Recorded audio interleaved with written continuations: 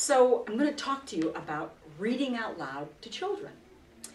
And actually, it's one of the most important things that a teacher or an adult can do is to read out loud to children. There's been so much research on this, it's just hard to believe how important that becomes.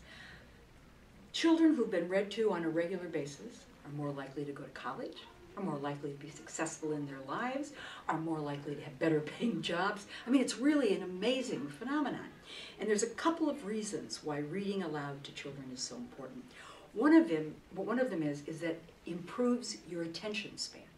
So, for example, just by reading, it forces the children to think about what's next, to think about what they're hearing, and so it helps them focus and with their attention span. And you know, kids have got 1,000 things to think about today, and the way media goes so rapidly, so it really helps them focus. Another thing is that reading aloud to kids stimulates curiosity. What's next? What just happened, and why is that about to happen? And it gives young people and adults a chance to talk about something other than just the immediate nature of the day, and what's happening at home, or what are we eating, or get out your textbook. It's some other thought that becomes really important. Another reason why reading aloud is so important, it just promotes literacy in general. So, you've got a book in your hand, you're reading out loud, they're listening. So it's the whole notion of reading and listening and books and going to the library and get more books. It's about making literacy just a part of your everyday life. Also, it builds a bond between the person who's reading and the child that's being read to. And so it's a really lovely exchange. So that's why we do it. I mean, it's just very important. But now let's talk about what a reader needs to do before they read the book to the children, while they're reading the book to the children, and after they've read the book to the children. So before you read the book to the children, you need to read the book. But there's two very different things. There's reading the book, and then there's reading it aloud. And it's like if you played the piano. You look at the sheet music and study the sheet music before your recital. It's about this muscle memory and motor memory, so you have to practice. That's why people do scales on the piano. It's why you practice that song. You practice reading aloud, so you know what's coming next. So when it's supposed to be powerful, or when you need to pause, you know when that happens. Reading aloud to yourself, your cats, recording yourself, whatever, is very important. Now, it might seem like a very silly thing, but what to wear when you read to children really becomes important. Because 9 times out of 10, you're reading to children in a very small chair. And if you're a woman in a very short skirt, it can be a problem. And so, also, if you're a woman and you're reading to children and your blouse is coming open or too low. Now, younger kids aren't going to notice so much, but you will notice, you will feel uncomfortable. And what's important is that you become invisible. That all that's important is what is in the book and the fact that those children are receiving that information. Also, before you read, you'll want to introduce the title. You'll mention it's a title. You'll mention the author, and you'll mention the illustrator. And some of the first grade children or kindergartners will know what an author is, some won't. So you'll say, you know, the author is the person that writes the book. You may say it 3 or 4 times.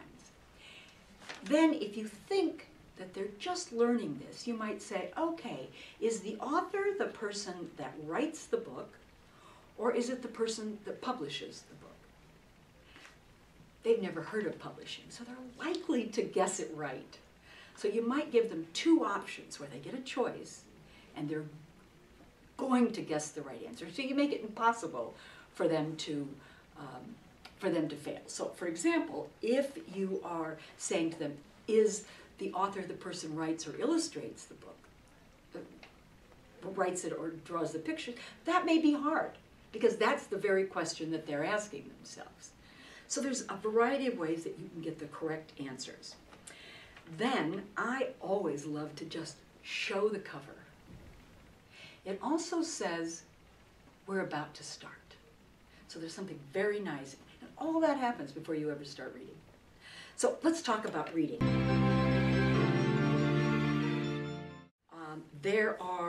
During reading, there are 3 ways that we communicate typically.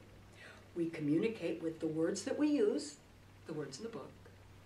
With our voice, we either go very high or very low if we're trying to mimic a bear that's speaking or a little old lady that's talking, or very loudly, or very softly, depending on the nature of the book.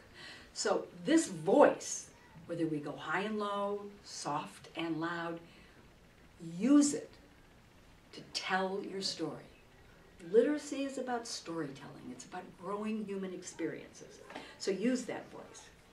The third way that we communicate is through body language. So often when I read, I try to read with the book in one hand. So I have the other hand in preschool to show, and part of the reason for a big book is to show that when you say a word, it goes with something on the printed page. It's a pre-reading skill, if you will.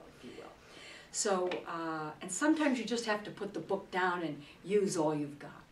Sometimes you need to walk to show perhaps some area of suspense, something coming into the room.